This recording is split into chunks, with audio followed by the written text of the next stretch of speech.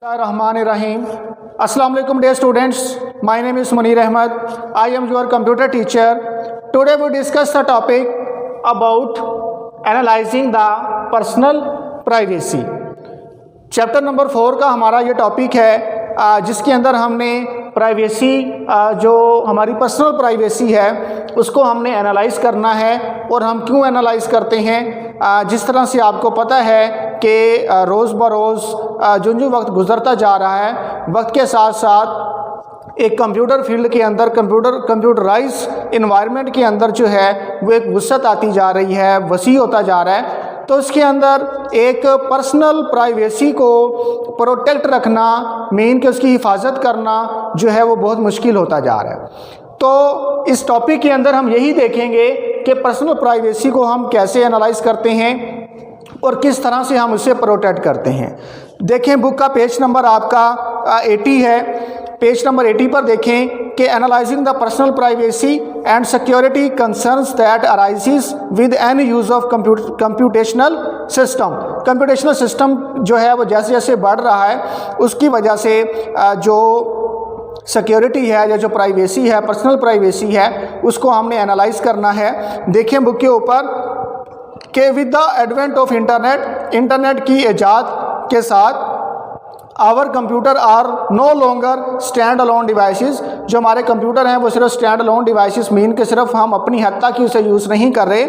In fact now they are connected to millions of other computer in the world.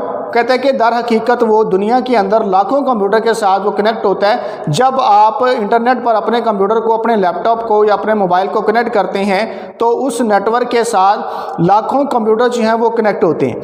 उसके बाद due to this connectivity, इस connectivity की वजह से many security concerns also arise. तो बहुत सारे जो सिक्योरिटी इशू हैं वो पैदा हो रहे हैं। Primarily, we want to secure our data according to the following 3 aspect। कहता है कि हम चाहते हैं अपने डाटा को सिक्योर करना दर्ज सैल एस्पेक्ट जो हैं, पहलू जो हैं वो, जिसमें से नंबर 1 हमारे पास क्या है? नंबर 1 हमारे पास है कॉन्फिडेंशियलिटी।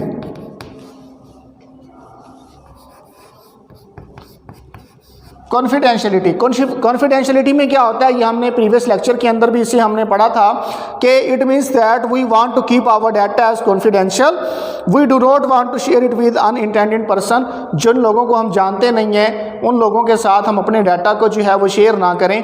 तो वो हमारा आता है किसके अंदर? कॉन्फिडेंशियलिटी के अंदर। मीन कि जिनके ऊपर हमें कॉन्फिडेंस है, जिनके ऊपर हमें एतमाद है, तो उनके साथ हम अपने डाटा को शेयर कर सकते हैं। अदरवाइज ऐसे लोगों पर जिन पर हमें एतमाद नहीं है, कॉन्फिडेंस नहीं है, तो उनके साथ ट्रस्ट नहीं है, तो हम उनके साथ जो अपने डाटा को शेयर नहीं कर सकते। उसके बाद सेकंड पर हमारे पास क्या है? इंटेग्रिटी।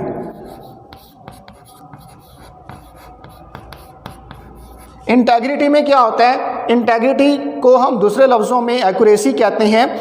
देखें कि it means that we want to keep the data correct. इसका मतलब है कि हम अपने डाटा को बिल्कुल करेक्ट रखना चाहते हैं। For example, we do not want that the website of our bank shows less account balance than it actually. कहते मिसाल के तौर पर जो हमारा, हम नहीं चाहते कि जो वेबसाइट है हमारी बैंक की वो शो करे हमारा जो एक्चुअल बैलेंस है अकाउंट के अंदर उससे वो कम शो करे। तो हम नहीं चाहते मीन कि डाटा जो उसके अंदर बिल्कुल एक्यूरेट होना चाहिए, एक्यूरेसी होनी चाहिए। तो उसे हम क्या कहते हैं? उसे हम इंटेग्रिटी कहते हैं। आगे देखें, नेक्स्ट हमारे पास जो पॉइंट नंबर 3 है, अवेलेबिलिटी। अवेलेबिलिटी है, इसमें क्या होता है? देखें कि it means that we want to have access the data when we want, कि हम डाटा को एक्सेस कर सकें जब हम चाहते हों। मीन कि जब हमें उसकी ज़रूरत हो तो हम उस डाटा तक एक्सेस कर सकें।